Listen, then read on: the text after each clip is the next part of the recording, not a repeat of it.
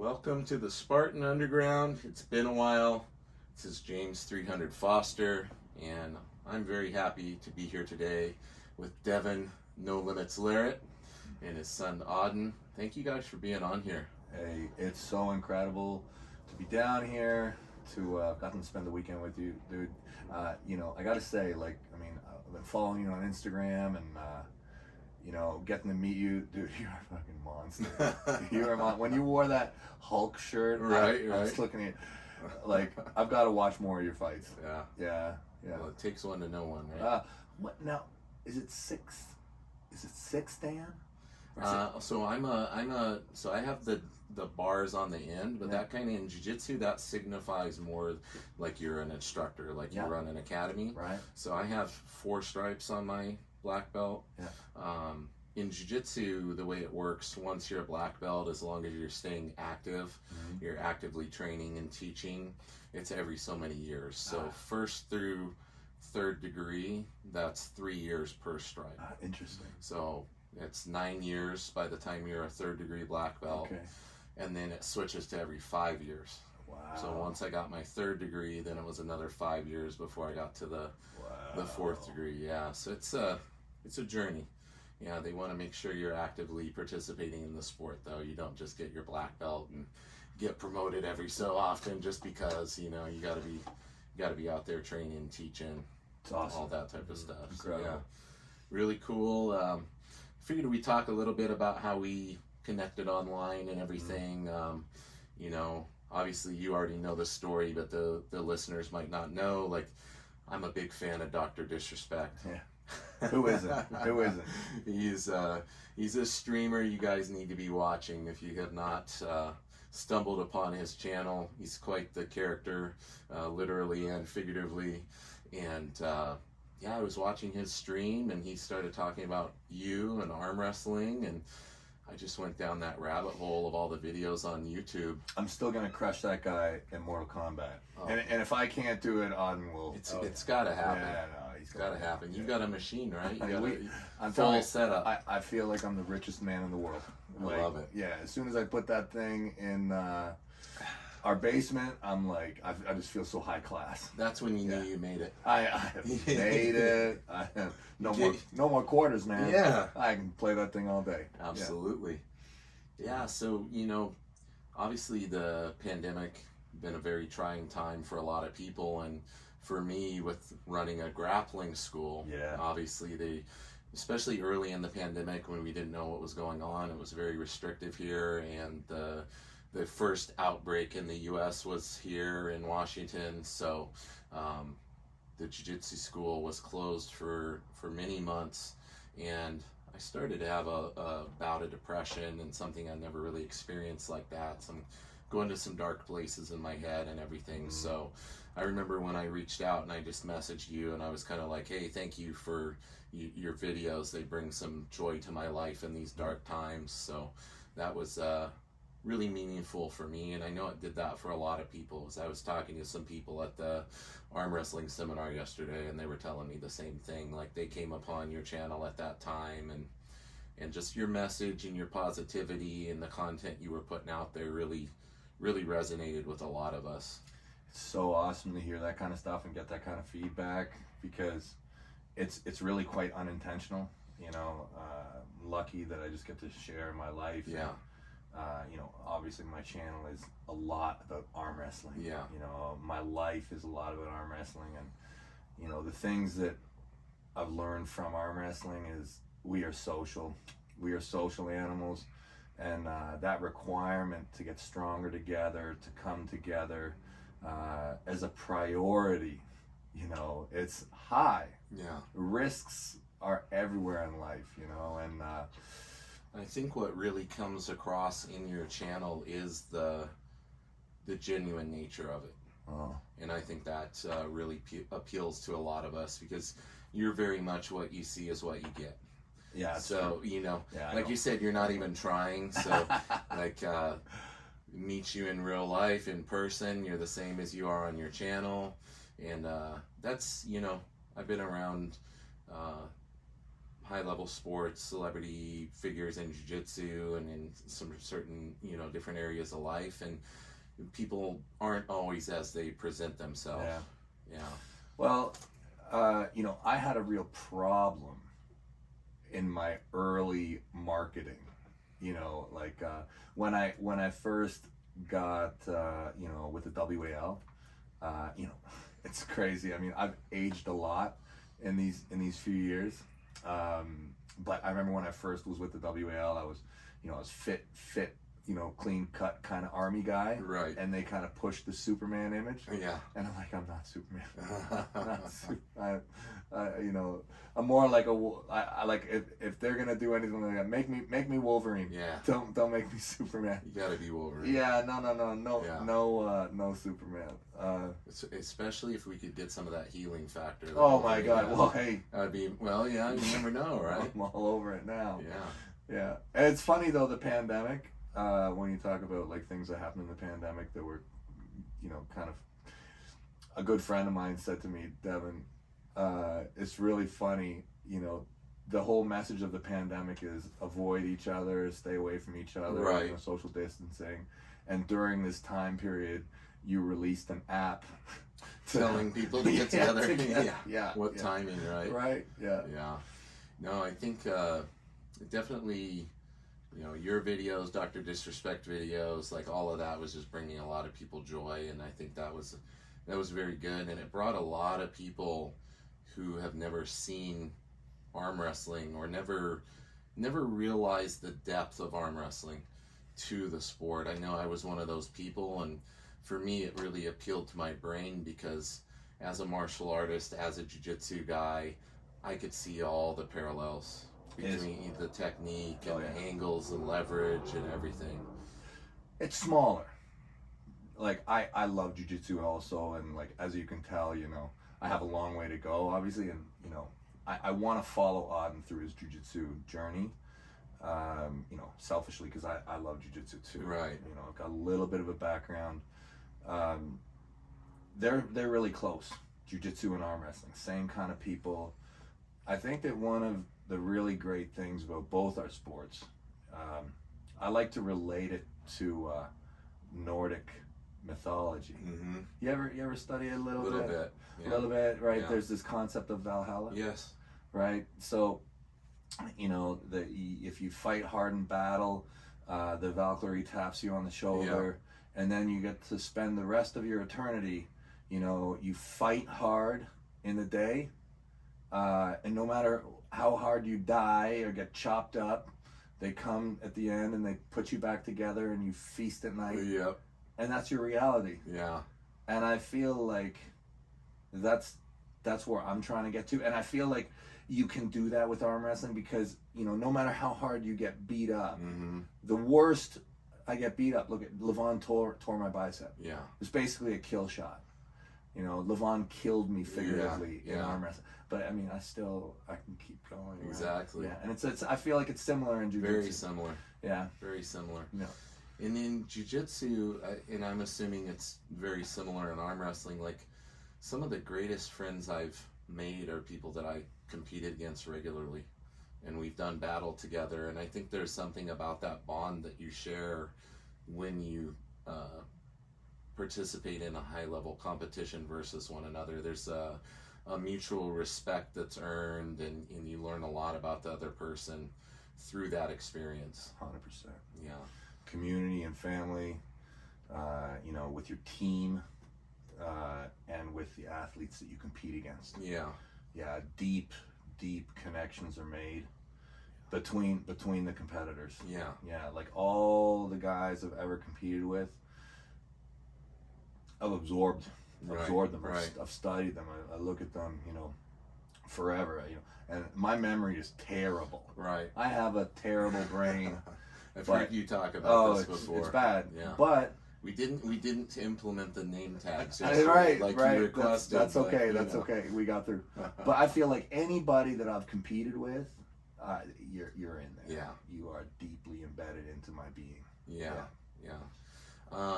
So there's a little debate, a little something that people get annoyed about in jiu-jitsu. And people get snarky about some things. It's funny the hills that people want to die on.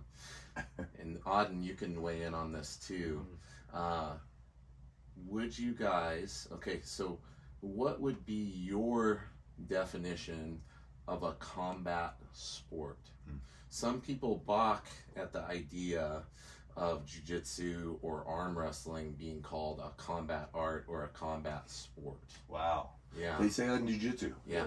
Really? Yeah, and don't, like, if you get caught calling a jiu-jitsu match a fight, really, people get all up in arms. Yeah. Wow. Yeah.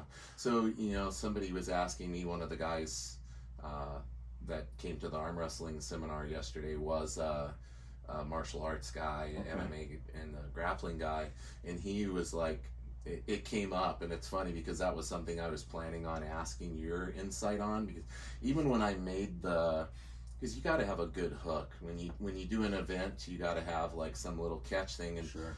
I came up with the Combat Artists United, and some first comment like, is arm wrestling really a combat art? Come on, blah blah blah. Okay. And I'm like, well, people get their arms. So who is saying these crazy things? Which sport or activity does it come from where they're like, you're not a combat sport? That one was from a jiu-jitsu person, I think. That's about that was jiu-jitsu to arm wrestling? Yeah. Okay. Balking at the idea of who balks at jiu-jitsu guys? Who says jiu-jitsu is not a combat sport? Probably MMA guys. MMA guys? Yeah. Probably MMA guys, because they don't consider it a fight if there isn't striking. Okay. Yeah. Auden, do you want to go? Because I can answer this question at great length. Yeah. I'd love to hear both of your input.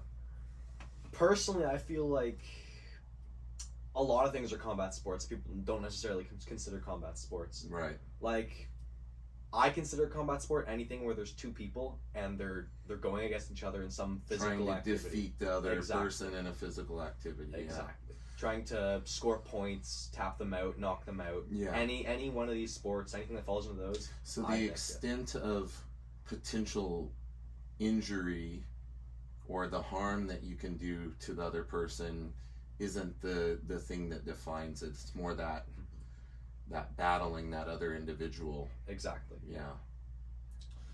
So I can answer. I'm a long-winded dude. Hey, go for it. I know we're trying to not succumb to the sushi It's coma. okay. I'll put you to sleep real Everybody quickly. has to watch the gluttony video we just shot. So I grew up in a very interesting household. Okay. So my grandparents were German. Okay. Okay. And there's a very interesting relationship between my grandparents and their offspring. Gotcha. Very complicated. Yeah. And my father's side of the family. So my mother's side of the family is German. Okay. And my father's side of the family is Canadian. Okay. Okay. Both sides of the family were involved in the war. Okay. Okay. And we used to go over there on Sunday afternoons, basically every single week. Right. And it was always a long, prolonged, like hours of conversation about the war. Okay. They would just talk about the war for hours, very in-depth. And I didn't really get involved too much because I was a kid, but enough that I could hear a lot of the things. And my father would tell me that all sport is derived from war. Okay, like sport is like a civilized way to test some component of warlike activity. Yeah. And I was a soldier. Okay, I was involved in. I mean, look, and there's degrees of war. Okay, like not all wars are the same. Right. Okay, but still, I dipped my feet in the war pool. So I kind of know what that's all about.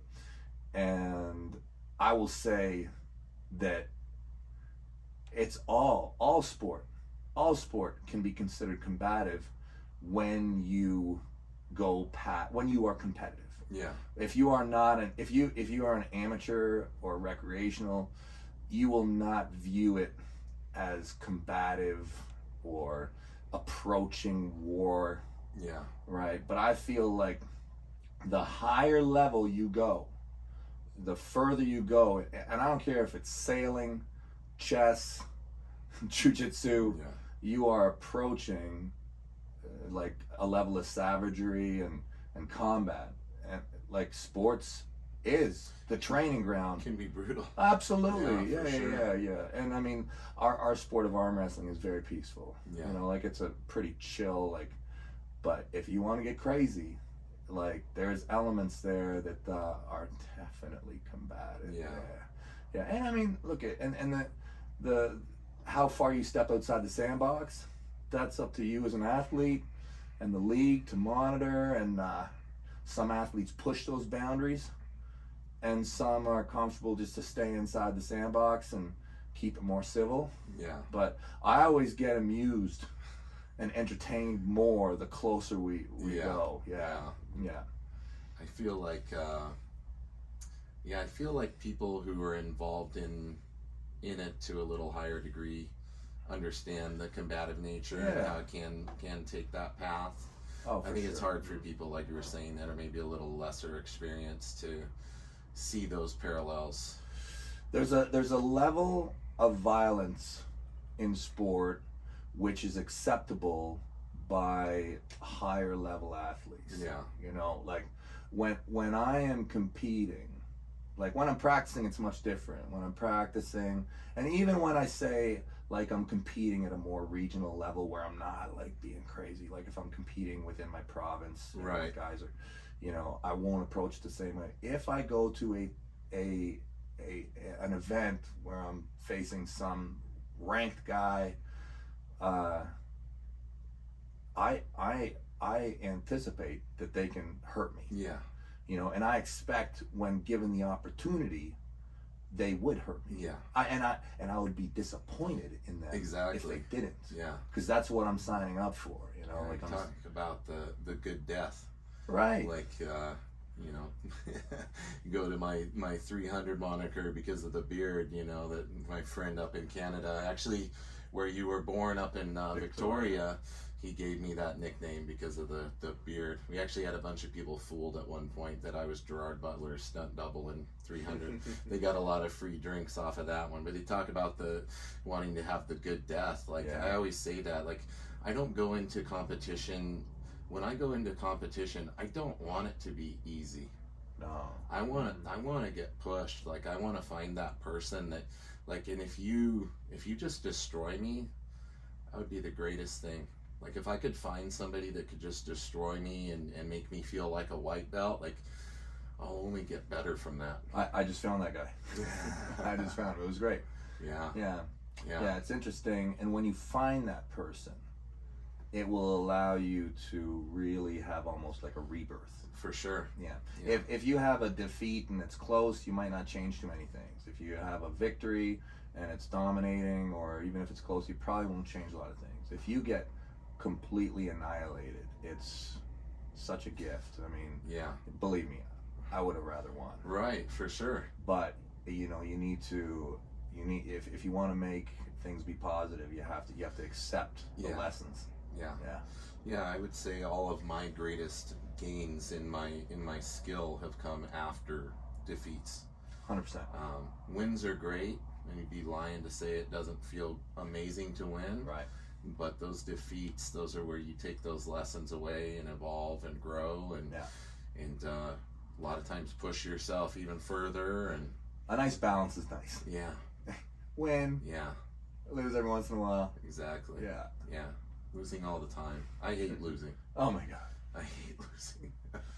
Yeah. Auden, you got to do your first tournament. Yeah, I did. Not too long ago, right? Yeah, that was very recent. That was fun, huh?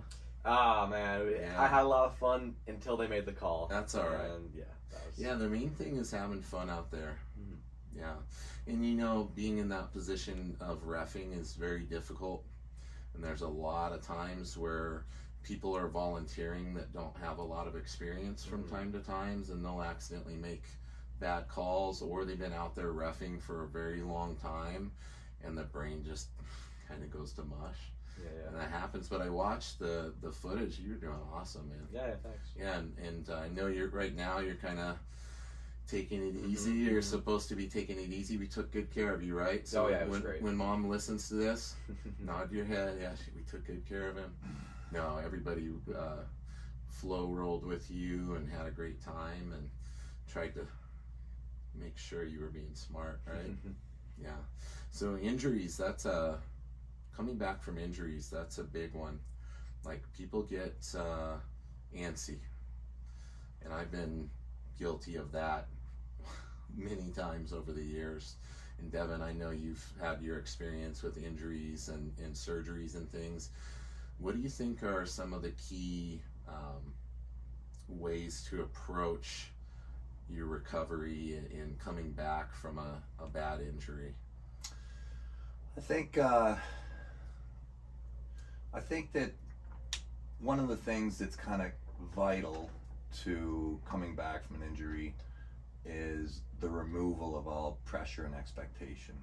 You know, like, you might, whatever the injury is, you might say, okay, by this time I'm going to be here, by this time I'm going to be here, and you may be somewhat inflexible. And I think that one of the most important things is to remain flexible and to, work through it. Make sure the process is fun. Even when you're injured, make sure you're enjoying the process. And yeah, I'd say really listen to your body. You say that all the time, but yeah, and don't stop.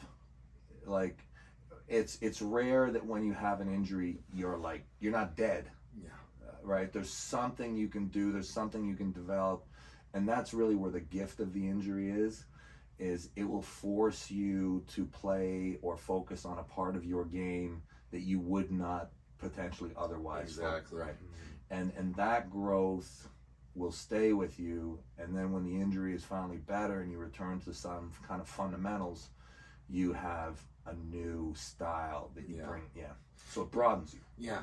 And you see that a lot. Like, I think we were talking a little bit the other day about how I see, like, people when they get injuries in jiu-jitsu, sometimes the temptation is to just not come to the academy at all. Like, if it's an injury where they need to stay on the sidelines, and it's like, coach, I don't want to come in and watch because it makes me sad.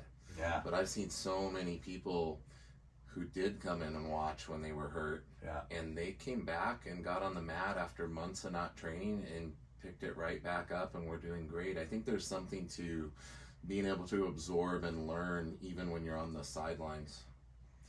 Yeah, and who knows, maybe you can move into a teaching role. Yeah. Right? Like, I tell everybody one of the best ways to learn is to teach. Yeah. So, I mean, if you're not able to do, well then, coach, be part of your team. Yeah. Right? It all comes back to you. Yeah. Yeah. Let's turn this a little bit. I think it got a little crooked. There we go. Oh, look at that. Good. Looking right down the barrel. Awesome. So we did a lot of training over the weekend. Yeah. We had a amazing turnout for the arm wrestling seminar and a great turnout for the grappling seminar today. And Auden, how many people do you think you got to pull with yesterday at the arm? You were out there, like, probably you were up there almost as much as your dad. I think I kept looking over and seeing you. I cycled around a lot. I wasn't stuck on one table like Dad. I would move around a lot, but I was pulling, like, the whole time. The whole time. Like, I would walk from place to place. I would be walking to go to somewhere, and people would cut me off. Grab you you. wanna? And I'm like, Yeah. sure, why not? Yeah. I think I went on a streak where it was like 6 or 8 people that, like, I'd pull one, and I'd be like, that was great, and we both, like, start walking off to talk, and somebody would come over Next and be like, one. you want to pull, like, and they would give me everything. They would go hard. And I would Nice. just... Do you, a follow-up question. Mhm. Your dad's a pretty famous dude in arm wrestling. Do you feel that pressure a little bit? Like, people have an expectation for you because you're his son when they interact with you? Do you think they're trying a little bit harder, or do you feel everybody is pretty respectful and approaches it in a in a appropriate manner. I've definitely had experience with both. Yeah. I've had, most of the time I'd say it's generally positive. People like to just pull with anybody, doesn't really matter who. People like to test themselves, of course. Yeah, for sure. And when you hear the name Larratt, it Yeah. kind of comes with it that will be decent in arm wrestling, so they like to Yeah. they like to give it their all with me. But I have had a couple who are like, they're just Going trying to for it. slam me every Yeah. single time. And Yeah. there's been some that have been like better than me and still do it. Right. And that's when I start to Yeah, like, you get a little. yeah, I'm like, okay, Come on, dude. yeah, that's enough. Yeah. Devon, I'm sure, like, for you, obviously, like, you know, I put the parallels with the martial arts. Like, I would consider you a black belt in arm wrestling, and I know as being a black belt in jiu-jitsu, people have a certain expectation when they get to roll with me or another black belt, and I'm sure probably very similar with you. Do you find people are they're going pretty hard? Like, here's the thing, I think you and I are very similar in this regard. Like, I don't mind, Right. because we know we can handle ourselves, and we also like that competitive nature and everything. Yeah. You think Yeah. that's Listen, for me, I seek it out. yeah. I actually, I'm well aware of that exact thing. Yeah. And so I train in Ottawa. We've got a great group of guys, and there's a couple clubs that I frequent regularly. Right. And I would just consider myself to be just one of the dudes on the team. Like, when I go down and hang out with the dudes, you know, in Ottawa, I'm just a regular. We see each other. Yeah. We're family. When I cross the river into Gatineau, pretty much the same deal. Like, I'm just one of the dudes who goes and trains there. And so the energy is great, Mm-hmm. but it's been like, we have a relationship. Yeah. It's all good. When I go to new places, okay, people come at me hard. Yeah. It's the same. Yeah, and I love it because it's real. The intensity is good. Yeah. It's good. It's like, so I have my steak and potatoes that I eat at home, and then when I go to new clubs and new experiences, people come and it's I'll tell you, it's a tough, great workout. If I can withstand it Yeah. and not get injured, there's nothing like it. Yeah. What I will say is that senior guys don't do that. Okay, so like, if I, like, for example, Jacob and I. Yeah. Jacob, a long-time arm wrestler, he was here at the seminar, and we've been around the game a long time, Yeah. right? And we settle in, we pull each, and that'll be the same for any guy who's been pulling like 10, 15, 20, 25 years. Yeah. You know, like 99% of us are going to be real chill and work with each other really good, but no, like, when you show up to a fresh club with like 4-year dudes and less, Yeah. they are coming at you. They're going for it. Yeah, Huh? remember me. Yeah. Remember. Well, that's Yeah. what that one kid, he's like, I want to impress Devon. And it's great. He was telling me, And- he's and like, I get I've been impressed. training really hard. I want Right. to impress Devon. And then yeah. I get impressed. I worry a lot sometimes. The guys go too hard, and I worry they get hurt, because I'll just stay with them. Like, Yeah. so my thought is, when I show up to a club or a seminar like what we did, one of my goals is to harvest as much energy Yeah. as possible from these guys. And I let them get where they're strong. I'll let them get where they can put all their effort into the match, you know, because that way I get it. I Yeah. get it. So by me, you know, floating with people, absorbing this high level of motivation that they have, it's good. You know, if I were to do this week after week after week, Yeah. guys would probably chill out. Yeah. Yeah. Yeah. It wouldn't be quite as tasty. Right? Yeah. Yeah, I think there's that. They kind of want to see how they measure up, you know? It's great. Yeah. It's great. I was the same way. Yeah. Yeah. Me too. There's a lot of, in jiu-jitsu, there's a lot of old thinking in jiu-jitsu from time to time, like, oh, never ask a black belt to roll. Like, they have to ask you, and I'm like, I love it when people ask me to roll, as long as they're respectful and they wanna you know, come up and ask nicely, hey, would you like to roll? I'm totally cool with that. Communication is obviously super important. Yeah. Like, some people have, but like what you did at the beginning of the seminar, you're like, anything goes with me. You want to do anything? And I was like, okay, that's real cool. Yeah. Like, I was like, okay, that's awesome. And I kind of have the same policy. Like, when I show up in a place, if I feel good, I'll be like, okay, anything goes. You know, there have been times when I'm like, guys, I just ripped my bicep. Yeah, or exactly. guys, I just had this procedure, and everybody's cool. Yeah. You know. Yeah, the communication is key. Yeah. Yeah, you can't expect somebody to know too. Like, I try to not assume somebody has bad intentions. Yeah. If they have not been given the parameters. Right. Yeah. You know? And when I show up at a dojo or, you know, a club, I'm there to fight. Yeah. That's why I'm here. Yeah. Yeah, come at me. I could tell. Yeah, right? That was fun. Oh my God. Yeah, we had a good time. I almost died great. today. Yeah. See me gassed over on the side? You see how gassed I was? Yeah. Oh, it's like, I gotta sit there. Sit this one in. Let's think about this, because like you've heard of the butterfly effect. Like one thing can affect all these other things. Like if you hadn't trained that hard today, I don't know that you would have gained 10 pounds. That's in true. Our eating contest. That's true. You absolutely killed Auden and I. Oh, that was terrible. Auden, you were what, over 7.1. 7.1, and I was like 6 pounds. And we ate a lot of sushi. I drank a lot of fluids. So I really believe you guys actually both ate more than me. Oh, we did. We definitely did. I was counting. We did. I was too ahead. I killed you on the water. Yeah, the water was the as you said, the water was the deciding factor. Yeah, man. Yeah. But I knew if I put any more in me, I was gonna puke. I was really close. Yeah. I don't know if you knew that. No. When I stood up, I threw up in my mouth when I got out of the car. Yeah. It didn't come out though. Right. You swallow it back down. Oh, You're that's good. Yeah. I didn't break the rules. I was standing up there for a while, and I'm like, okay, don't. Where did that originate? I am a glutton. Yeah. And I don't know why.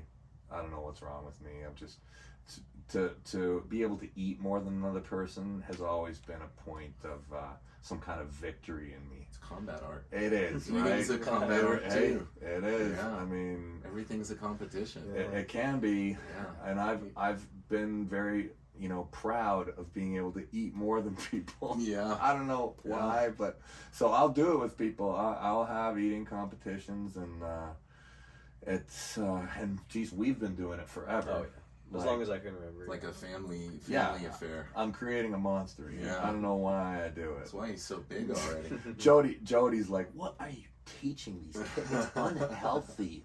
I'm like, yeah. Just a little bit. Yeah. No, we like. It's fun though. Yeah, we on purpose we'll kind of sometimes we'll plan it like a day in advance or a couple days in advance. We'll be like, okay, Wednesday we're gonna go and hit it. So like we'll go around like 2 or 5. So like you probably don't want to eat anything all day, and make sure you have like big workout all day long. Yeah. So especially so you feel like you earned it too. Exactly.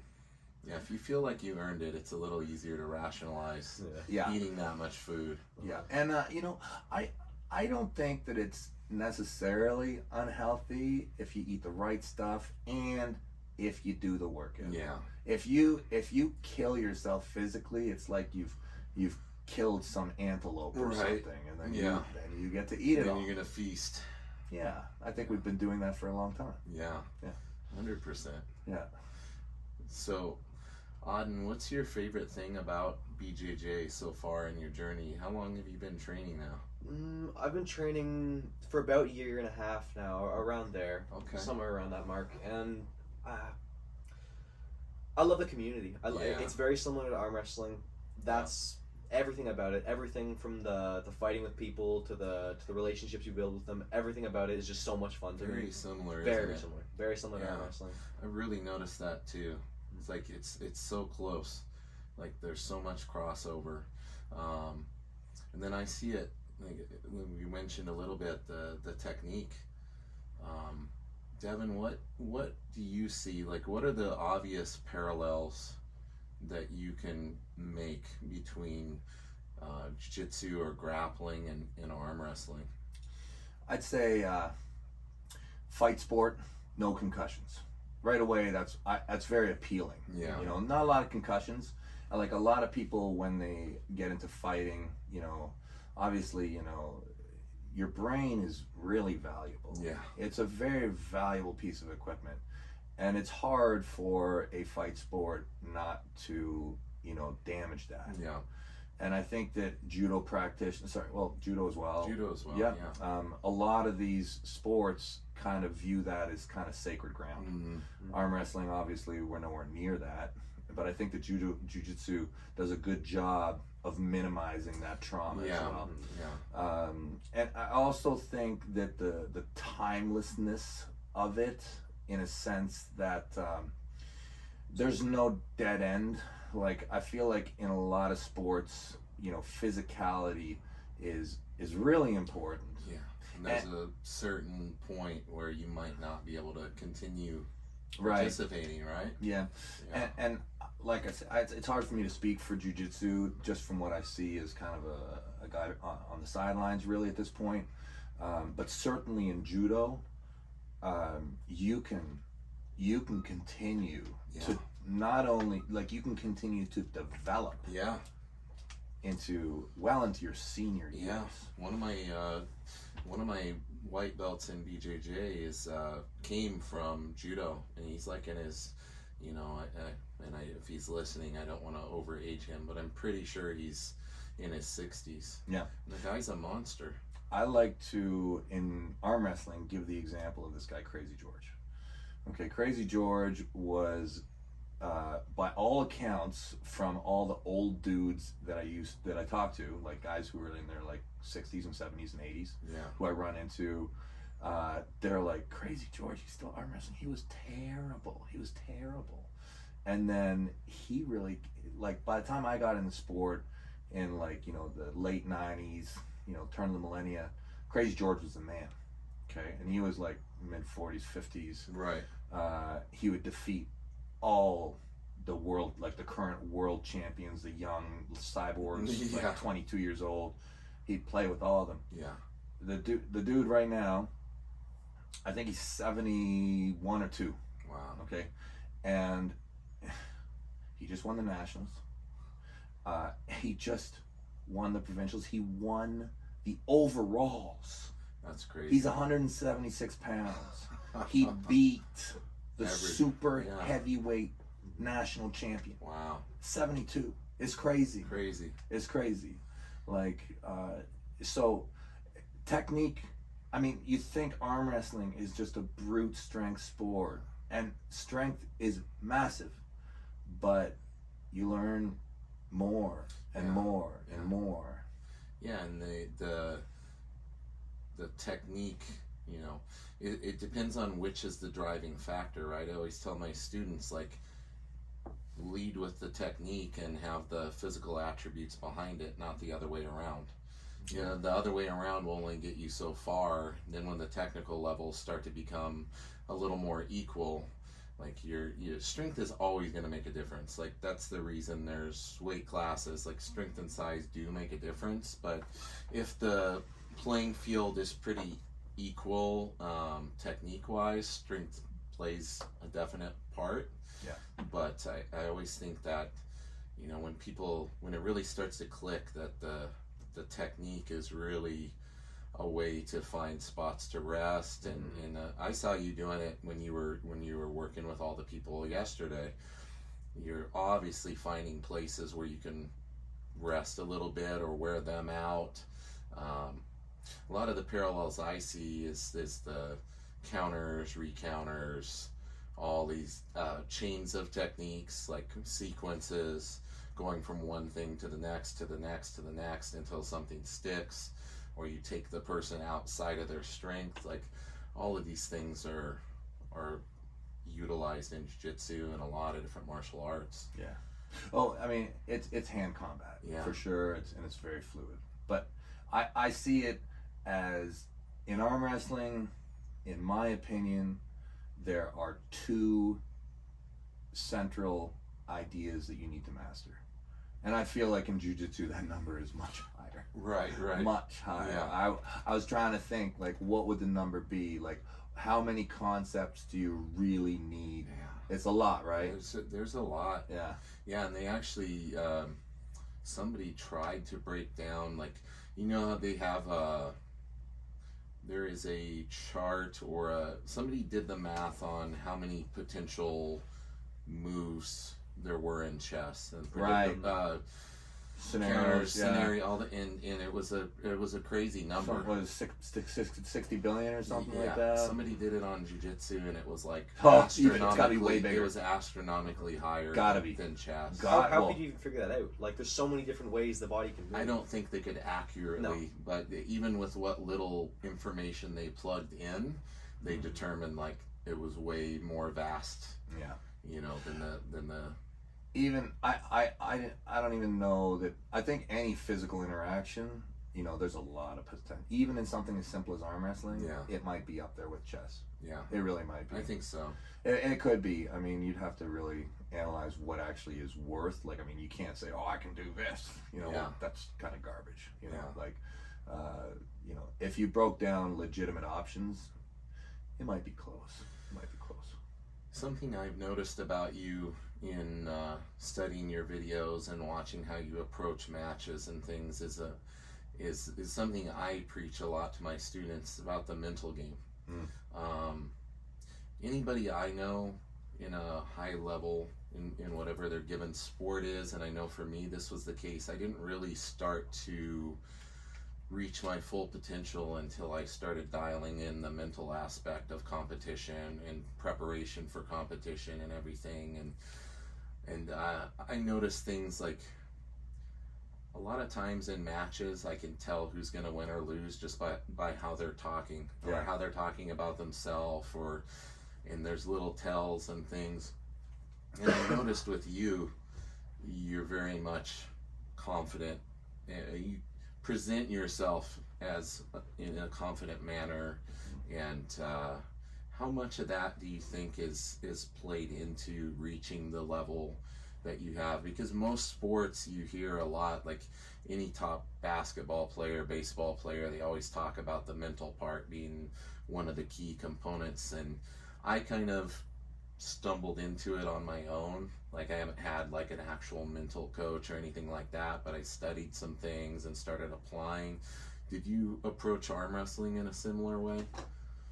Yeah, I think that there's certainly a mental kind of flow that you have to go through for optimal success. You know, give yourself the best chances. I think a lot of my mental stuff came from the military. A lot of it did. I think for success in any field, you have to have your why as solid as possible. Like, you need to know why you're doing it. Like, it's very, very important, because you're going to get tested. And you're going to have plenty of reasons why you turn back. Right.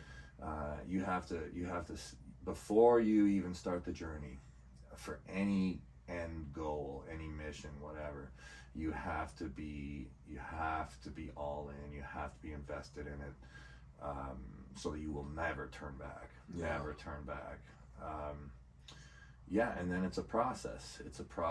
And you know, so the first thing is acceptance of the mission, acceptance of the challenge. Do you want to do it? Do you want to do it? And think long and hard about it. Don't be like, I'll do it. No. Don't do it on a whim. Do not do it on a whim. If you're gonna do it, make sure that you are willing to see it through all the way to the end, failure or victory. You know, embrace and know what you want from it.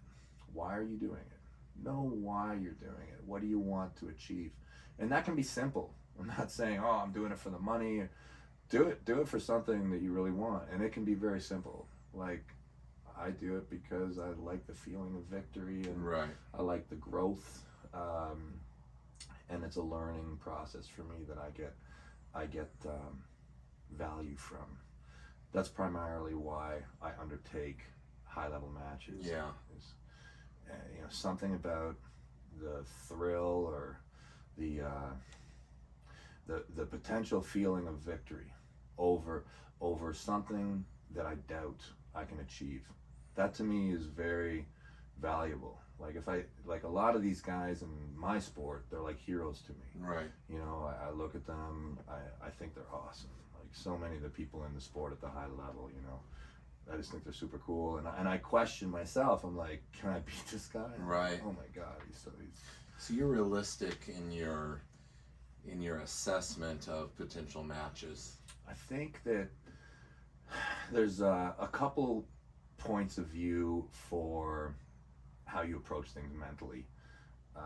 I believe that accuracy is of extreme importance, and they say, you know, you're supposed to know yourself. Yeah.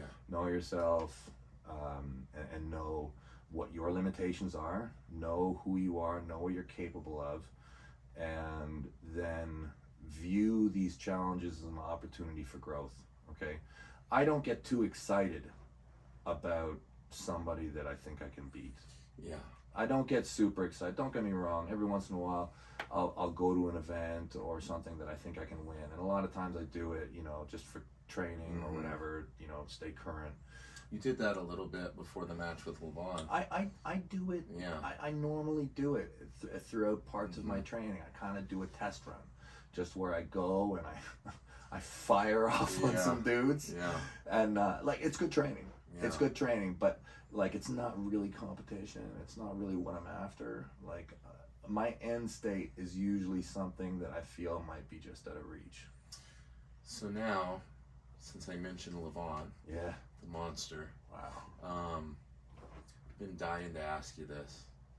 There was something in that first round that you felt, and he did his little crotch grabs at you, and he was getting fired up, and you were like, I'm got you, I'm gonna beat you. This was actually not. Well, yeah. I was actually suggesting. Size. Yeah, I was just being silly with It's it. not proportionate. No, I was like, yeah. But you were like, I'm gonna beat you. You felt something in that first. What did you feel?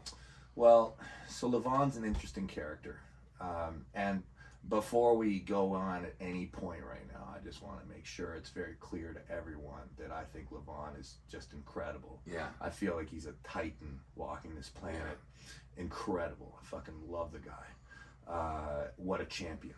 The legacy hammer is in the right place with him.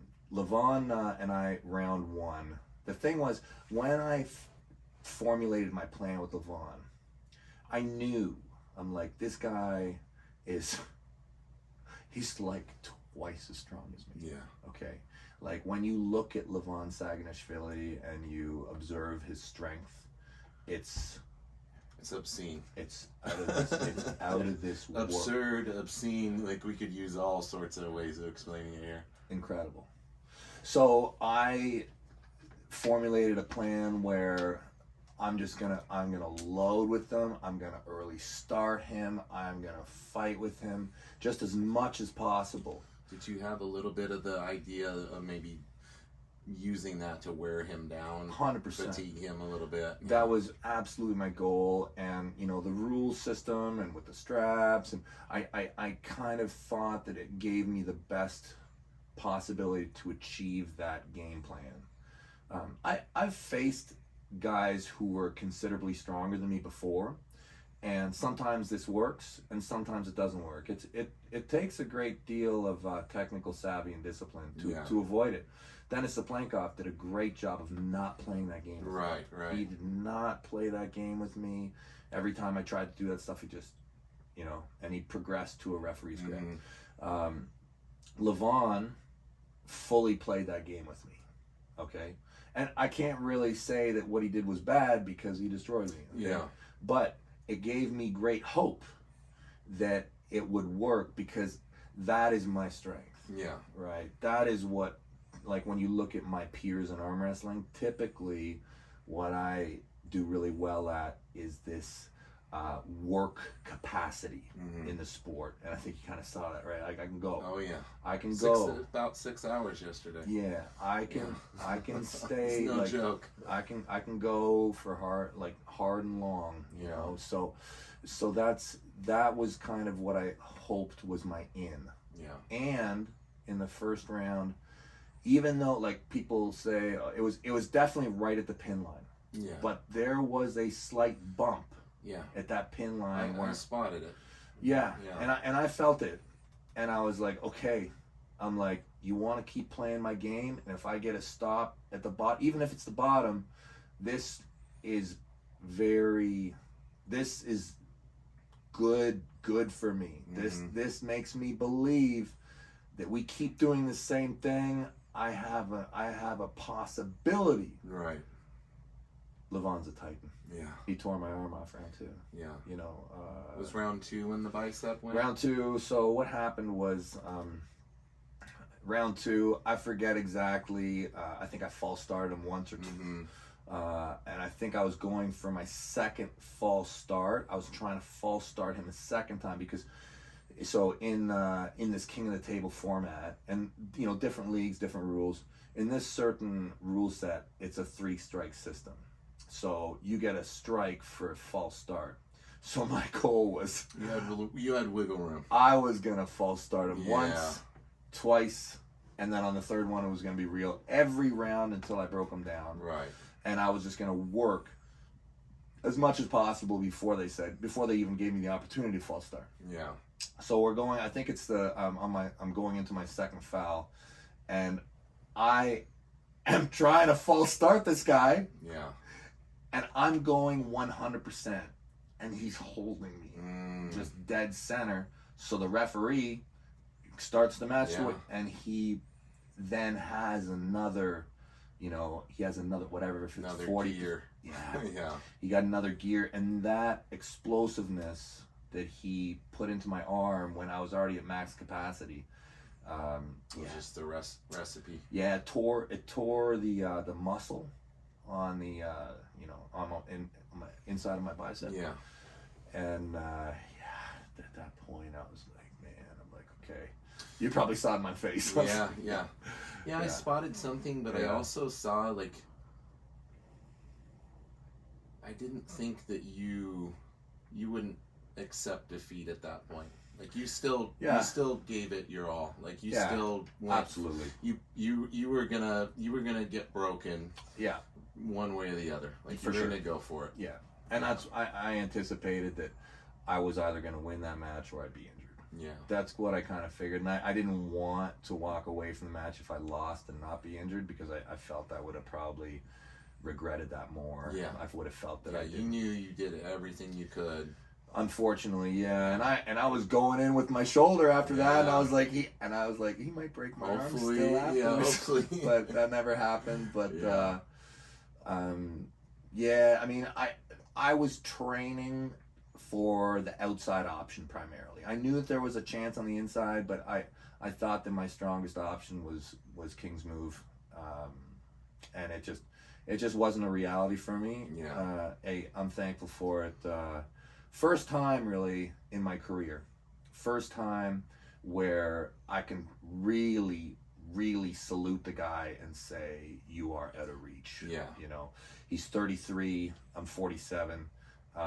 You know, it wouldn't even be about me getting back up to that level. He potentially can even go further. That's scary. Yeah, and it's great. Like, I mean, I'm a big lover of the sport as well, so it's nice to see that we're in good shape. Yeah. Auden, you get to see a different side of things. Like, it's, I know, like, my family, like my mom and stuff, she doesn't like watching me compete. It's funny. She'll, like, have my dad tell her what's happening, and she like covers her eyes. Like, my mom does the same thing. Yeah. They will not watch. Like, for you guys, like, I'm assuming back home you were watching, right? Like, Dad was still in it, right? Yeah. He was cranking. Yeah. I thought he had him also to the first round. I thought so too. I saw that little stop, and then even the rounds after, like, I know people have done a lot of little breakdowns, like, was that a pin or not? Like, it was like barely, but I knew that if you weren't questioning it, I knew that you knew that it was there. You know? Yeah. After round 2, like, I was still fighting, and I mean, I was giving it my best, but I lost a lot of horsepower. Yeah. Like, I mean, at that level, like, you can't really be damaged. Yeah. You gotta have all your parts working for you. Yeah. Auden, what's your favorite match that your dad has had? that you can remember? My Do you have a favorite, match. like a top one? I really don't know. I mean, I liked when he just totally destroyed Michael. That was pretty awesome. That's my favorite. Yeah, that one's really good. But, you know, here's the thing, like, I could tell you had Michael in there. In the lead up, I could tell, and I could see in his face when you did the little sneak attack at the practice and showed up. Yeah. And I could kind of tell he felt some things that maybe made him question, you know, what was going to happen in that match. Yeah. Michael is a great competitor. He has an incredible heart. You can't keep Michael down. No. He's one of those guys with incredible self-belief. Yeah. And it's valuable. Yeah, he was one right after you. He was another one I started following, and I've always really enjoyed the stuff he puts out. And yeah, no question, that guy's heart is huge. He's won a lot of matches that he had no business winning. Yeah. He Michael has a long career. Yeah. If you look at everything he's done, some of the best matches to watch are by him. I mean, he doesn't get a lot of easy wins. Yeah. Like when you look at a lot of people in the sport have different gifts. There's some very strong athletes. Yeah. And I'll tell you, this is gonna sound like an insult or something, but I promise it's not. Yeah. Michael Todd is not one of those guys. He's not one of those guys in the sport of arm wrestling that just has tremendous gifts. He's worked. Yeah. He's worked for everything that he has, and he has been, you know, at the highest level of the sport. Yeah. So it's a testament to his determination. 100%, right. And you got to get inspiration from those guys. Oh yeah. Yeah. Yeah, him and his wife. I love the content those guys put out. Mm-hmm. You know, with Michael, like, that was one where you knew. Yeah. Probably before. Was an interesting time in my life. Yeah. Right. Because I know, and that's something I wanted to ask you about. And if you don't want to talk about it, that's cool. I can edit it out. Yeah. But you mentioned you were in a really dark spot before that match. Like, how much that match did to help you pull you out of that darkness. Interesting time in my life. Jody and I have we've been together since high school. Yeah. Okay, so Jody and I have a long history together. Yeah. You know, she's the most important person in my life, and we actually had a little bit of a rough patch. Gotcha. Probably so. I don't know what year it is. Yeah. Okay, I don't know. So I pulled Michael in 2021. Mm-hmm. Okay, so it would have been 2020.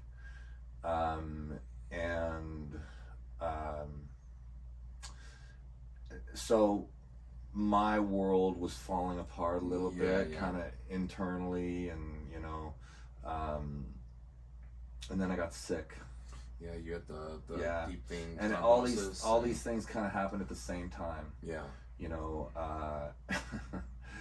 I got DVT. My leg turned into porridge.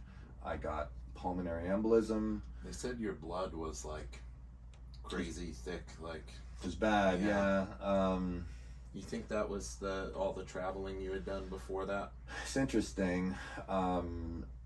So yes, certainly there was the traveling. Okay, I spent like probably 36 hours, you know, in airports before I got home. You know, I was in San Diego, I think, or San Francisco. Mm-hmm. So, I don't know. I know it was San Diego. San Diego. It was in San Diego, and I remember a lot of content was coming out before then. Yep. You were all over the place. Right, and then I had to get back home and went San Diego, like San Francisco, Vancouver, Calgary. Just I couldn't because it was like a last second. I had to get home.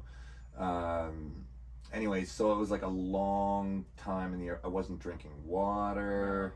I was not in a good head place. Yeah. Jody and I were fighting, and I had COVID. I didn't know I had COVID. Right. But when I went and did all the testing and everything, they're like, oh yeah, by the way, on top of that, you have COVID. Yeah. And they told me that was probably the primary reason, was the COVID combined with the travel. Yeah, because there was a lot of people, especially the early strain of COVID, blood clot stuff was was part of that. Yeah. Yeah. So it's like the recipe for disaster. Yeah. So I was at a real low point. I was by myself over Christmas, and I was listening to all these podcasts, and I kind of, I turned myself around a little bit, and then I was presented with this opportunity for a match with Michael, and it was perfect. Yeah. And it gave me something to kind of focus on and turn myself around, and I'm really thankful to Michael for that, because he was like, that match was something that let me kind of grow. Come back to something positive. And for people who maybe aren't familiar with arm wrestling too much, and there will be after this, hopefully they gotta start looking at some of these matches, but Michael had beat you previously. He had the last win on me. Yes, he did. Prior to that. Yeah, we've gone back and forth in our career. Yeah. And it's typically it's close. Yeah. It's really like, we have a right-handed, we're close. Like, it's normally one guy doesn't smash the other. Mm-hmm. It's normally a hard-fought battle, one way or the other. And even though it was 6-0, I mean, I didn't make any mistakes. Right. I made no mistakes. If I had pulled a bit sloppier, I could have got myself in trouble. Yeah. But and that was when the world got to see pancake powered. Oh my God! That was when you like were pancake. So I went all in. Like, I'm telling you, I really went for it. That was a level of power that I had never seen before. I've had a lot of injuries in my career. Like, I've got a ton of miles on my arm and on my elbow and on my wrist, but I managed to get myself in a state of health that my arm felt brand new. Yeah. Like, I didn't feel a single injury. And the thing is, a lot of the styles that you see older arm wrestlers use, it's not because they like those styles better, it's because they're injured. Yeah. And they're forced into these kind of... they're adapting. Right, these niche kind of things. But you give an old arm wrestler a fresh young body, it's bad. Yeah. It's bad. And that's what I had that day. Yeah, you definitely peaked perfectly for that match. That one worked out. Do you feel that for the in the match with Lavon, you found another one of those peaks beforehand? I know that I can confidently tell you. Here's the thing. Like, I mean, this is what I believe. It's very hard to measure arm wrestling. Yeah. Because it's more complicated than the weights you lift or whatever. But from the weights I was lifting, from my interaction with other arm wrestlers, I believe that the guy who was at the table with Lavon would have beaten any version of myself prior. Okay. Yeah, I really believe. Now, I'll tell you, it was a struggle. Yeah. Okay. Like by the end, of the Lavon prep, I was so done. Really, really done. I really, like, if you think I pushed hard for Michael, no.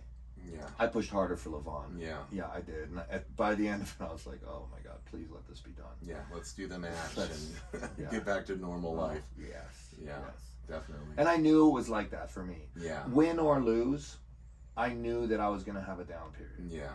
I knew I had it programmed in. I was like, after this, I want to settle down. I want to come back to really the things I love about the sport and let things grow again from there. And, I wanted to clean the slate after Lavon. Yeah.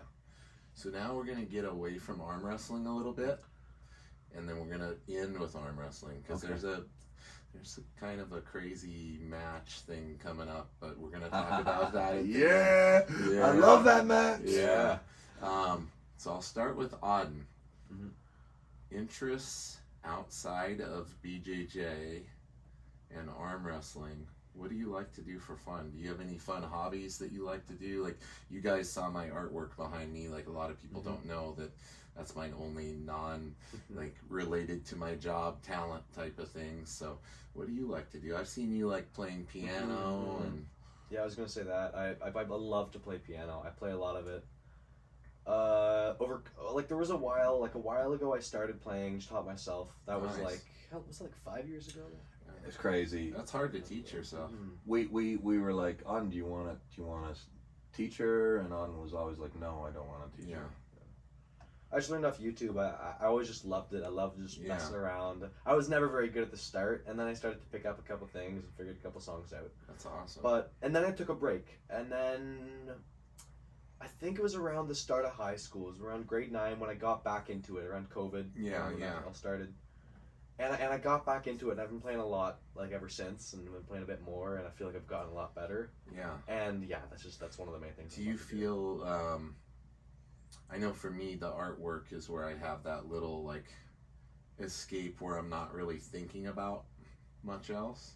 Do you find that with playing the piano, too? Absolutely, yeah. Yeah, you kind of get in that flow state and forget about all the other stuff that's going on in life. Yeah. Devon, what about for you? Like, I know you're deeply immersed in arm wrestling, and like me with BJJ, like, especially running a business, or like, you know, we're in this situation where we are our brand.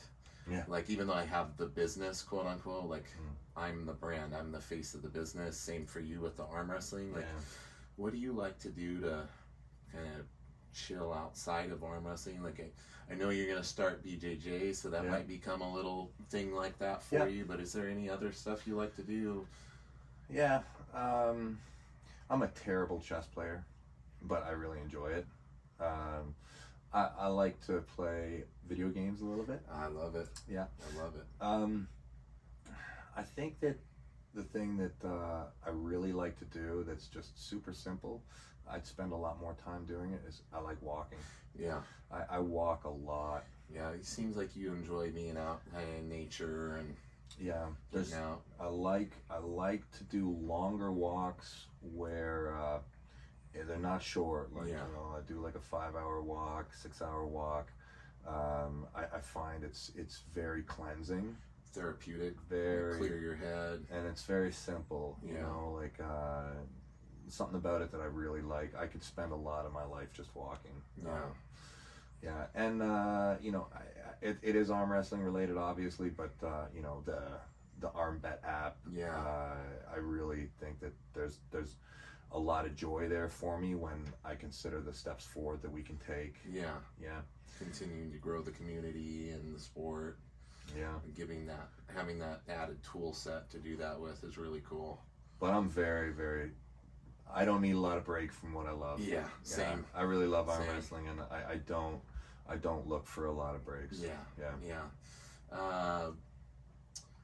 you're a couple years older than me, but favorite cartoon growing up?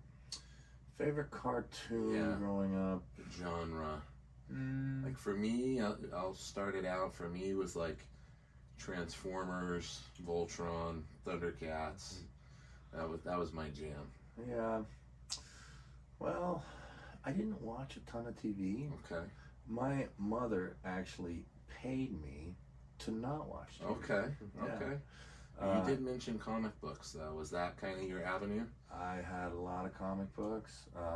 Actually, my first comic book that I ever collected was Werewolf by Night. Oh, wow, okay. You don't know that, do you? No, I do. Because really? That's the first appearance of Moon Knight. It's was right. in Werewolf by Night. Yeah, it's an old comic, okay? But that was where I got introduced to comics.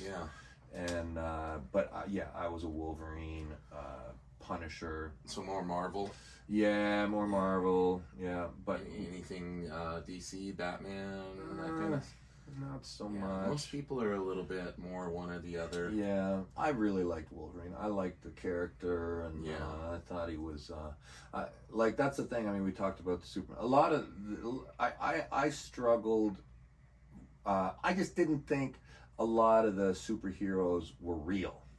You know, Wolverine to me seemed like a real person. Yeah, like relatable. Like that's how somebody would act. And yeah, you know, that's one of the reasons I think I really liked him.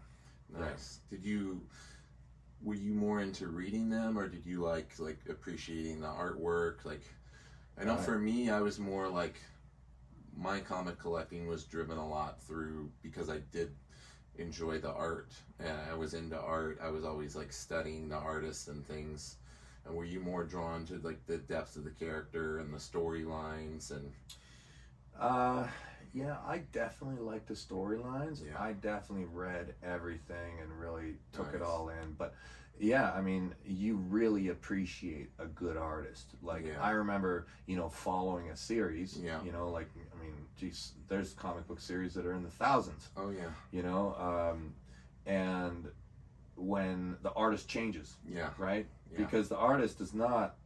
Like, he'll work for, I don't know, 50 episodes, Sometimes. right? Sometimes maybe less. maybe 30, Yeah. and then you'll get a new artist and be like, I hate This this. good. No, this is terrible. Yeah. This is terrible. Sometimes it's changed for the better, Yeah. but yeah, I thought Marvel had some great some great artists. Yeah. Yeah, Totally. really good. Yeah, a lot of people don't know about me. Like, my first job at 16 was working at a comic book shop. Really? And not just any comic book shop. I actually worked for Todd McFarlane, who drew Oh, Spider-Man. wow. I worked Really? for a comic book shop he co-owned with his brother-in-law. So Wow. Todd's also a Canadian guy. Todd's from Canada originally. Yeah, and his brother-in-law and him, they co-owned a little chain of comic book shops called Spider's Web Card and Comics. Wow.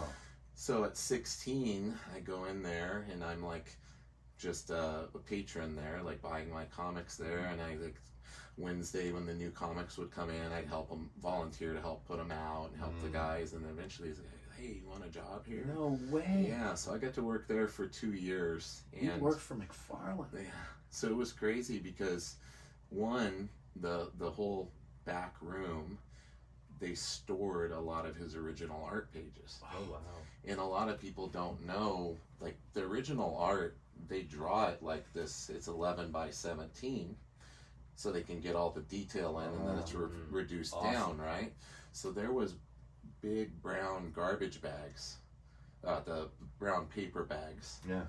stored along the shelves in the Wow. back, this thick, and it was all his artwork from when he did Incredible Hulk, when he was on Amazing Spider-Man. Wow. So on my lunch break, I would pull one of those down, just like pour over this stuff, try No to way. study how he was doing, what he was doing. And, So cool. yeah, and when those guys would come out, that was really when like Image was popular and the Spawn and all of that, when those guys branched off and started doing their own thing. So when they would come to the shop to do signings, they knew, oh, James is a martial arts guy. We got to have crowd control. We got to have a bodyguard for these Oh, guys. yeah, So yeah, I got to, quote unquote, bodyguard Todd McFarlane a couple So times cool. as a teenager and That's whatnot. awesome. Yeah, we had a comic book shop in Belleville. I grew up in Picton, Ontario, and used to, every time I go over, I used to, there was an arcade. I'd play in the arcade, and I'd go over to the comic book That's store. awesome. Yeah. And then every once in a while, we'd get to Toronto, and all the ones that I couldn't get, I'd get them in Toronto. They'd have them there. I think the store was called Silver Snail or something. Okay. But Yeah, that's funny. There was an arcade 2 doors down from the comic book shop I worked at. I would go there after I got off work, right. play some Marvel versus Capcom Right. and all that kind of stuff. Yeah. You know, so one of the guys that I feel is like an undervalued superhero. Yeah. What's that really fast guy? He's in the X-Men ones. Quicksilver. Quicksilver. Yeah. Is that the guy? He's like Yeah, faster than that. Yeah, Magneto's son. That guy.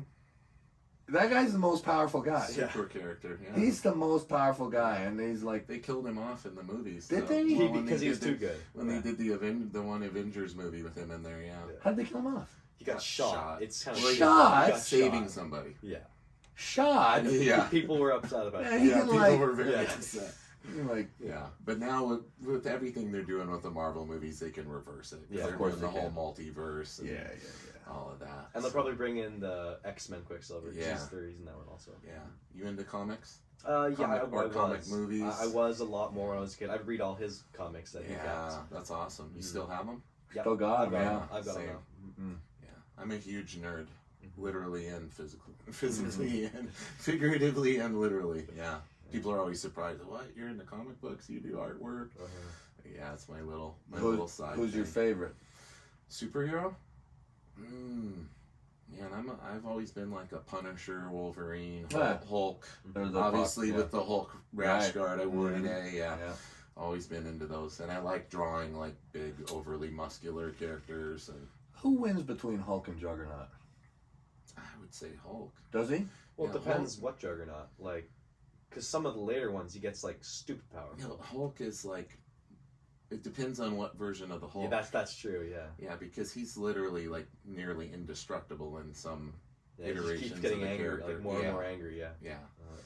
Yeah. So, yeah, but Juggernaut's actually Magneto's, or no, Professor X's brother. Is it stepbrother or brother? Brother, I think. Well, I think they've done both different ways. Yeah. But see, we could have done a whole podcast just on this. Yeah. I would just talk about comics and. Well, if you could have one. Okay. Now I always like this one. Yeah. Okay. We'll do two things. First, one superhero power. Okay. Yeah. And then one wish. We'll separate them. Superhero power. And it has to be like, okay, well, let's not make too many rules yet. Okay. Well, let's just say for superhero power, healing factor. Healing factor's a good one. Healing factor. Got to go with Wolverine. Yeah, and he lives a long time too. Wolverine has literally been stripped down to his adamantium skeleton in the comics and grew back all his tissue in his body. Hard to beat. The only way Magneto was killed in one of the Wolverine was killed in one of the series. So I know in the comics, like Magneto ripped all the metal off his bones at one point and all of that. But there was a great they did an Old Man Logan. They did Logan, yeah. That was comic book series, and he ends up dying finally at the end of that. He does. Yeah. He dies, but they bring him back. Like it's in the future. Interesting. Yeah. Yeah. So he eventually runs out. Yeah, but it's in an interesting way. Okay. They do a good job with them. How they kind of do it, but it's almost like a what if type of thing. Like, this is this different timeline in the future. This happens to him. It's actually a really good series. Yeah, he actually realizes that he killed all the other superheroes. Oh, really? Yeah. There's all these monuments to all the superheroes that died and everything, and then he finally remembers what happened, and Mysterio made everybody look like the villains. Oh, wow. Yeah. And Wolverine just went savage and killed everybody, and then snaps out of the thing, and it's all the X-Men, all the other superheroes, and he's just slaughtered everybody. Wow. So he's having to live with this, like being like one of the few superheroes still left alive in this apocalyptic landscape and stuff. And the Hulk's around, but the Hulk has like a bunch of inbred kids. Oh, I've seen crazy. That one. Doesn't he eat them? Yeah, Doesn't he eat them at one point? Yeah, Hulk eats Wolverine at one point. Really? Yeah. Oh my god. Yeah, that's a good one to read. I think I've seen that one. Yeah. So superpower, healing factor, and then what was the other thing? One wish. One wish. Everybody always says like the eternal life thing. Yeah. Well, I mean, what kind of genie are we dealing with here? You wish for unlimited wishes? No. That's not. That's never allowed.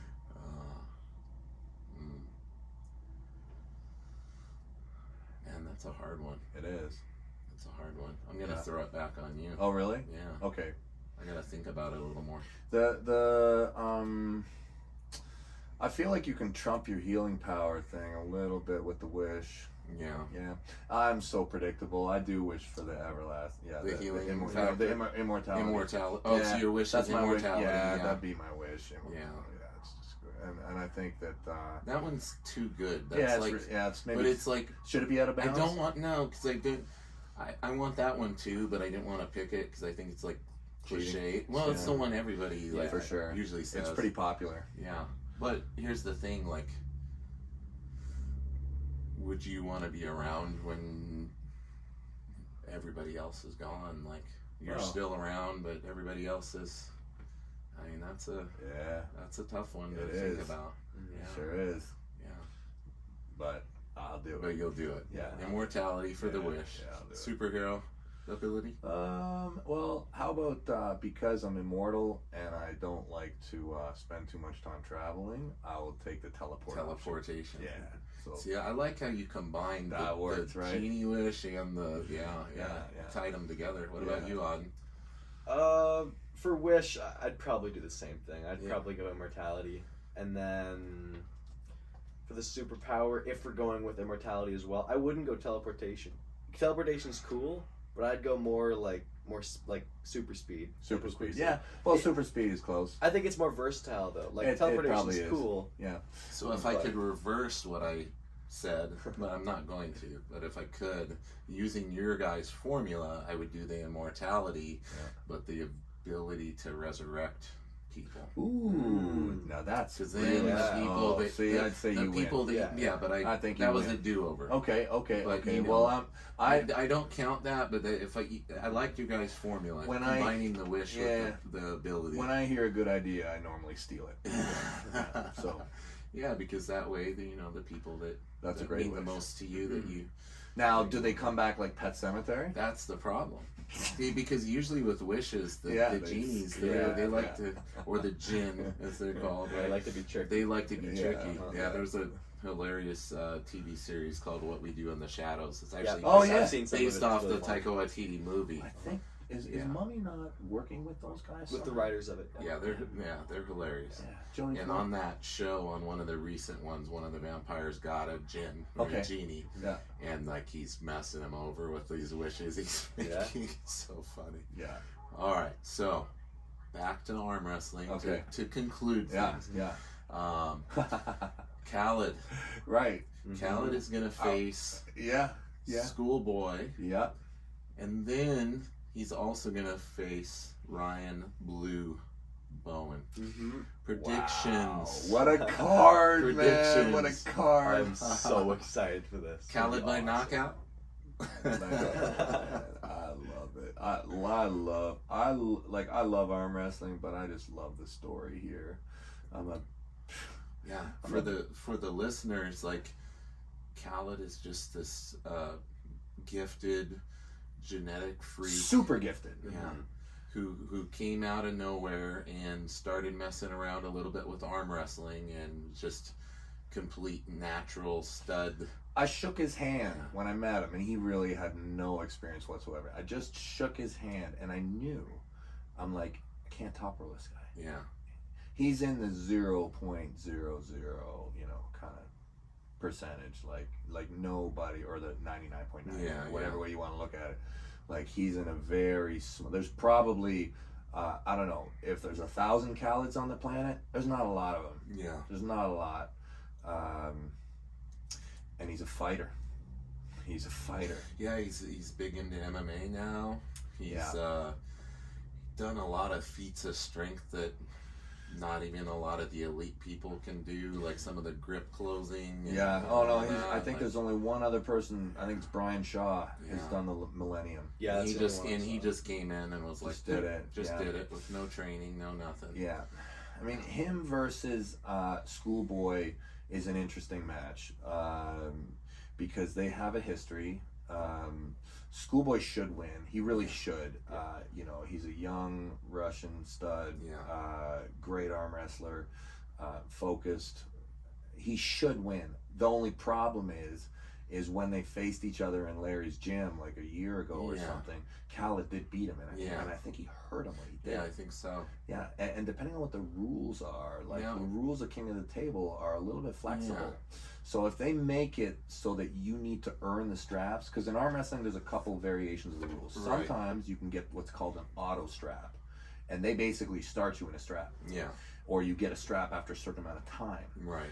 Or they have, so in arm wrestling there's a slip. Yeah. Okay, so your hands come apart, and in some leagues, what they'll do is they'll just say all slips go to straps.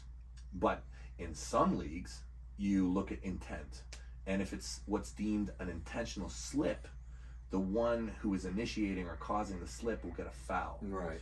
And the problem is when you face Khaled, is his hand is so dominant, it's very hard to slip. Yeah. Sorry. I don't mean it's hard to slip. It's very hard to get anything on his hand, and it will make you want to slip. Yeah. And then you'll get a foul. Yeah. Right. So there will be a problem for anybody facing Khaled, unless their strength is just out of this world. And I don't know if Schoolboy's at that level. I don't know what the rules are going to be, but that match should be, a good match. Yeah. That'll be a good match.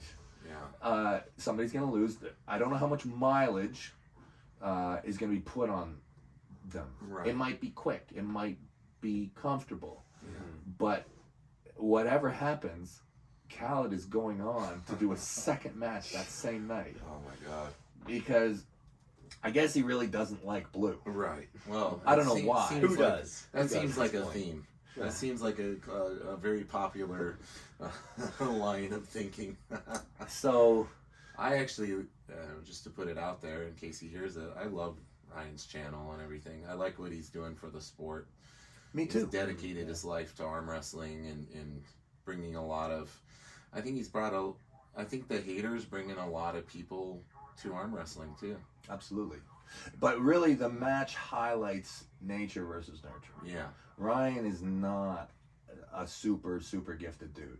He's not. Like he works everything that he has, he's worked hard for. There's nothing that I would say, oh, Ryan came into the sport and he was a killer. Right, right. I would not say that. I'd say Ryan is a really good arm wrestler, and everything he has gotten through sweat and tears. Yeah. So it's a very good match to show how far does that take you. Yeah. Can a guy who works hard for, 7 or 8 years, can you defeat a man that you would never defeat without training? And supposedly, Khaled doesn't train for these matches. Yeah, he says he doesn't do anything. Yeah, he said in the lead up for the Larry match, he didn't do anything with Larry wheels. Not really. Yeah. Not really. When I met Khaled, I was in Dubai. I went over there to help Larry. Yeah. I went over there to train Larry. I went over when Khaled showed up, shook his hand. I immediately walked over to Larry Wheels and I said, do not arm wrestle that guy. Yeah. I said, that guy is bad news. He's going to hurt you. I said, do not pull him. Yeah. Because he's just on a different level. Yeah. He's on a different level of genetic, and we'll see what happens. Predictions? Are we going to make a prediction? Well, bold. The thing is it's all stacked against Khaled. Yeah. Mm-hmm. Like, so the match with Alex, he shouldn't win. He shouldn't. He's got to fight 2 weeks before. Yeah. This is different. Like, we know, like, look at it's close, but it's not. Like, you want to train for arm wrestling, you're not gonna have a fight 2 weeks. No. Doesn't happen. You're not only. It's not like it's just probably not the best training. It is holding you back, man. Yeah. It is taking away from you to do that kind of level of focus and specialization outside of your activity. So he will not be prepared the way he should be. Yeah. He's a monster. Yeah. We'll see. I put him as not the favorite against Schoolboy, but if he wins, that's incredible. Yeah. It's incredible. To me, this whole King of the Table 5, there's some really good matches in there. Like Vitaly Laletin is pulling Dave Chafee. That'll be good. That's a crazy match. Lachlan Adair is facing Arackley. Another incredible match. I think Arackley's going to kill him, unfortunately. Like, I love Lachlan, but to me, the whole story of King of Table 5 is Khaled Jashan. Yeah. Like, how good is this guy? If Khaled wins against Schoolboy, it's huge. It's so huge. Yeah.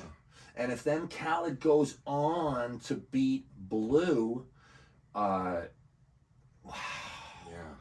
I mean, I feel like if he beats Schoolboy, he's probably going to beat Blue also, right? You better believe it. Yeah. I would feel like You it. better believe it. Unless it's somewhat of a war That's with true. Schoolboy. Unless it's like 3-3, Yeah. go for the last one. Yeah. Like crazy battle. If he's somehow a little gassed, like he Schoolboy would, in my opinion, destroy Ryan. Yeah.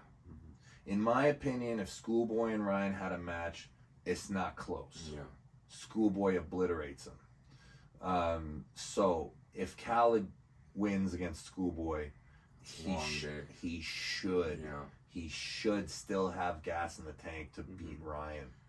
I'm gonna go out on a limb. My official prediction, because it's gonna be recorded in the annals of history here, is gonna be that the match between Schoolboy and Khaled will be closer than it should be. Yeah. I think Schoolboy is gonna beat him. Yeah. Okay. But then I think that Khaled's gonna go on and end up beating Ryan. Okay. That's gonna be my official prediction. Okay. I'm gonna just go crazy on this one. And I am saying that the rule set is gonna be WAF.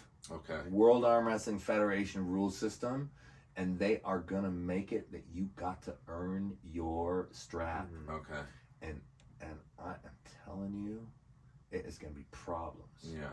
It is gonna be problems, and I am praying that Khaled is lying to all of us, and secretly right now he's doing wrist curls and pronation along with punching people in the head. Yeah. You know, what I'd like to see is, look, I think it's going to be a close match. But the story for me is what just wraps me in so much. Yeah. If Khaled can win against Schoolboy and then go on and completely obliterate Blue Bowen, to me, it's one of the greatest stories in arm wrestling. And I'll say that Africa is missing from the party here. Right. You're missing. Like, we have North America, Europe, the Far East, even South America, Australia, Japan. We're all at the party. Right. We're all at the party. India, like the stands, everybody's playing. Africa is not quite on the level, in my opinion, that they should be. Yeah. We should have that continent screwing people up big time, and you don't see a lot of it. Yeah. And if Khaled destroys him, does well, goes back to Cameroon as a hero, he might be the guy who ignites arm wrestling in Africa. Yeah. And then the world is a better place. Yeah. Yeah. So you going Khaled? You don't want to make a I'm prediction. terrible. I always call it wrong. I'm just really looking forward to the match. All right. And, I personally think that Schoolboy is just gonna kill him. Like easy. I don't think easy, but I think it'll be quite convincing. It'll be 6-0. Because on paper he should. Yeah, on paper he should, exactly. Yeah. And then I feel like on paper, Ryan should probably. He should on paper. Experience wise. Should. Yeah. He really should. But I feel like the rule set really, like Dad was saying, the rule set really, really matters. Yeah. And if it is all slips go to straps, then I feel like it's going to be a crazy battle. Yeah. No, hold on. I think you said that wrong. Yep. Do you mean all slips go to straps, or do you Oh, want... no, you're right. I meant if they don't. If they don't. If they have to earn the... Yes. Yeah. If you can't do The intentional rules slips, are gonna play a big Big part. That's a factor, big just like deal. Just like anything else. Yeah. it's a big deal. I remember when I met Khaled, like I said, I knew, you know, without a strap, it was going to be a very hard time. Yeah. And that was years ago. Yeah. Mhm. Guys, this has been awesome. Hey, it has been awesome. That was a lot to Yeah, unpack. yeah. Thank you so much for Yeah, doing that's this. great. Auden. Thank you. It's been great having you guys out here. What do you guys think about potentially making this an annual thing? I love it. And you know what? I learned a lot from your seminar. Awesome. Thank you. Even just the difference between you guys run your seminars and the way I run mine. I learned a lot from the way you run things. I might run my seminars a bit different. Oh, cool. Yeah, Cool. yeah, really cool. Awesome. But yeah, it's been amazing. we'll be back. Yeah, We'll make it happen. Yeah. All right, guys. thank you so much. again. Yeah. Thank you. Until next time. Yeah, stay massive. Stay massive, everyone. I won 10 pounds. Oh, 10 yeah. pounds. 10 pounds gained on the eating gluttony bowl. Take care, everyone.